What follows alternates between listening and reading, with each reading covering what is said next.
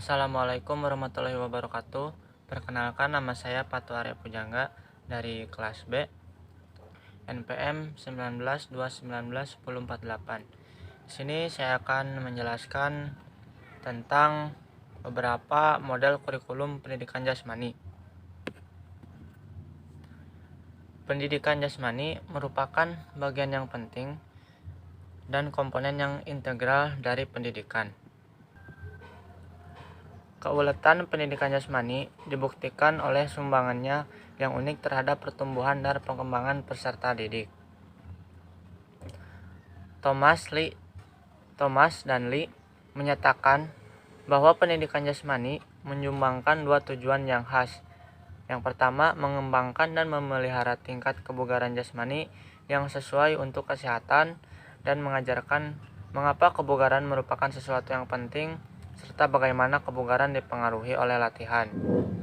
Yang kedua, mengembangkan keterampilan gerak yang layak diawali oleh keterampilan gerak dasar, kemudian menuju ke keterampilan olahraga tertentu, dan akhirnya menekankan pada berolahraga sepanjang hayat.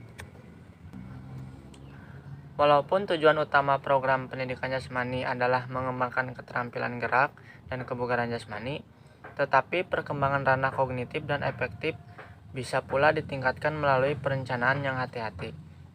Posisi pendidikan jasmani yang demikian strategis menuntutnya harus memiliki program yang terencana dan terukur.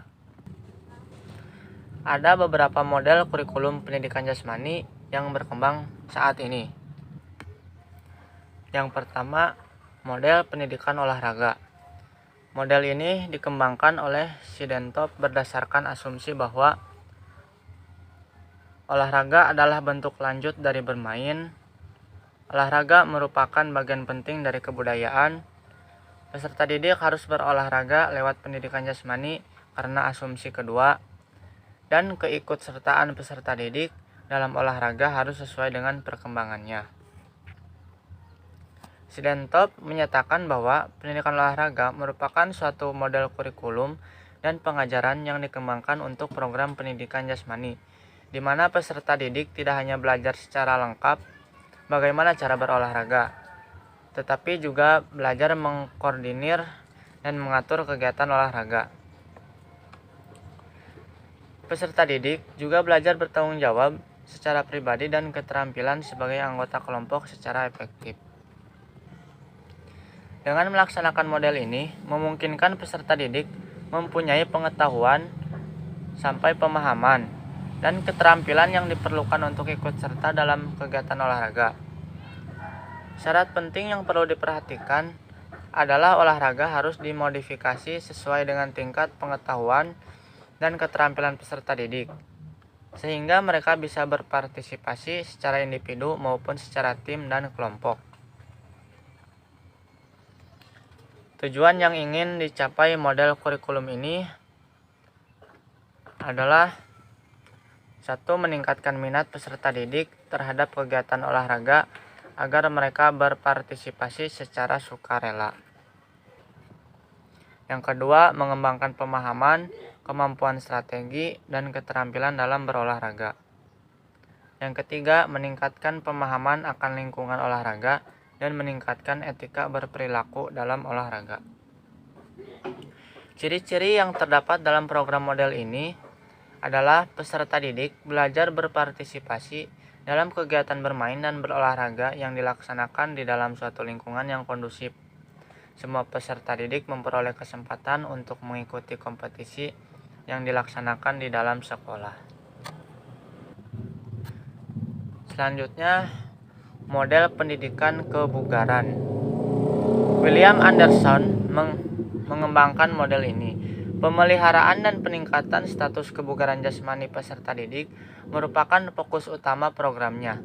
Perencanaan model ini berasumsi bahwa aktivitas jasmani merupakan inti dari gaya hidup yang sehat, dan bahwa perkembangan gaya hidup yang demikian memerlukan pengetahuan mengenai kebugaran jasmani yang meliputi hubungan aktivitas dan kesehatan, keterampilan jasmani yang menyehatkan, dan komitmen terhadap keutamaan latihan.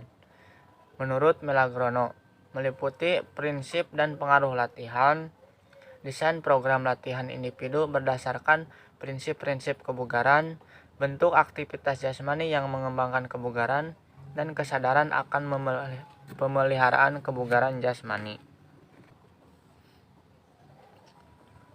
Membuat tujuan program bertingkat, seperti anak tangga. Tujuan terdiri dari 5 tahapan yang selalu selaras dengan perkembangan dan pertumbuhan peserta didik. Pertama, melaksanakan latihan secara teratur, mempelajari kebiasaan pribadi dan belajar berlatih secara teratur dan menikmatinya.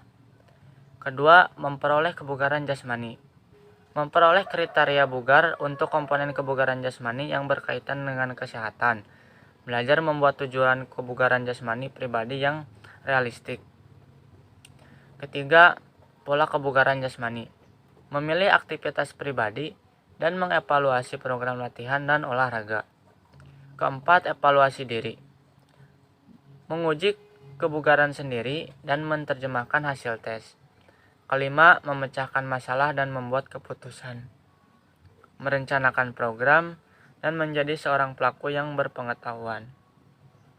Menitik beratkan pengetahuan, sikap dan perilaku, program kegiatan yang berkelanjutan, dan pengujian reguler serta penilaian individual adalah karakteristik program yang ada di model ini. Berikutnya, model analisis gerakan. Model analisis gerakan mulai berkembang tahun 1920-an dan 1930-an. Kini telah dikembangkan ke dalam suatu kurikulum pendidikan jasmani yang menekankan keutamaan akan pemahaman gerakan dari sudut pandang biomekanik dan estetik.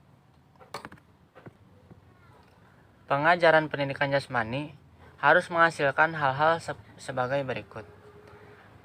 Pertama, perkembangan pemahaman tentang belajar gerak manusia, pencapaian keterampilan gerak dasar dan keterampilan olahraga yang lebih tinggi, dan memahami kegunaannya untuk berbagai kegiatan jasmani di masa kini dan masa depan. Perkembangan pemahaman tentang komponen kebugaran jasmani yang berkaitan dengan kesehatan. Perkembangan sikap yang sesuai dan keterampilan sosial yang penting agar berhasil dalam berolahraga. Karakteristik program yang dikembangkan dalam model ini adalah pengetahuan, pemahaman, dan penguasaan keterampilan gerakan yang terintegrasi dalam satu kesatuan, ruang lingkup, dan tahapan isi pelajaran atas tema atau konsep gerak, menekankan pada kemampuan memecahkan masalah. Yang selanjutnya, model perkembangan. Pendidikan berkewajiban menciptakan suatu lingkungan belajar yang mengetahui dan memajukan potensi didik. Model perkembangan menempatkan peserta didik pada inti kurikulum. Guru merencanakan pelajaran dan kegiatan yang akan dilaksanakan dengan memperlihatkan kebutuhan dan minat anak. Program yang akan dilaksanakan mempunyai ciri-ciri sebagai berikut. Pendekatan holistik dalam pencarian identitas pribadi, beragam kesempatan untuk perkembangan yang maksimal, lingkungan yang sehat yang menjamin perbedaan individu. Selanjutnya, model personal meaning. Model personal meaning berdasarkan atas orientasi nilai integrasi ekologi yang fokus utamanya pada pencarian nilai secara pribadi dan perkembangan individu secara holistik. Karakteristik program yang ditawarkan oleh model ini adalah: 1. Menitik beratkan pada pencarian pribadi terhadap suatu arti. 2. Keterampilan proses merupakan isi yang penting. 3. Belajar dalam bentuk konteks sosial. Dan yang keempat, menekankan pada bakat individu, kemampuan kreatif, dan kepuasan serta tujuan jangka panjang. Model yang terakhir yaitu model kurikulum yang paling baik. Model pendidikan kebugaran memiliki isi program yang mempelajari komponen kebugaran jasmani yang berkaitan dengan kesehatan dan aktivitas-aktivitasnya yang mempunyai nilai kesehatan. Model pendidikan olahraga mempelajari aktivitas gerak yang ekspresif dan kompetitif. Model analisis gerakan mendesain suatu kurikulum yang berisi pengalaman untuk meningkatkan kemampuan gerak. mendorong proses berpikir dan membantu secara positif pengembangan sistem nilai, kepuasan didik, dan hormat terhadap orang lain. Memperhatikan uraian yang sudah dijelaskan tadi, ada 5 model kurikulum yang berkembang dalam pendidikan jasmani. Kelima model kurikulum dimaksud adalah pendidikan olahraga, pendidikan kebugaran, analisis gerakan, perkembangan, dan personal meaning. Setiap model memiliki landasan filosofi dan asumsi yang berbeda. Pendefinisian tujuan yang tidak seragam memfokuskan pada isi program yang tidak sama. 3 model pertama merefleksikan orientasi nilai penguasaan keahlian. Model perkembangan berdasarkan atas orientasi nilai aktualisasi diri. Karena perbedaan yang telah disebutkan di atas tidaklah bermanfaat untuk menentukan model yang paling baik. Akan lebih berguna bila mempelajari kelebihan dan kekurangan setiap model. Dengan mengetahui kelebihan dan kekurangan setiap model, maka akan lebih mudah untuk mempelajari karakteristiknya. Perencanaan dan pembuat kurikulum perlu memahami karakteristik termasuk kelebihan dan kekurangan setiap model agar bisa membuat keputusan yang benar. Cukup sekian yang dapat saya sampaikan. Mohon maaf bila banyak kesalahan dan kekurangan. Wabillahi taufiq wal hidayah. Wassalamualaikum.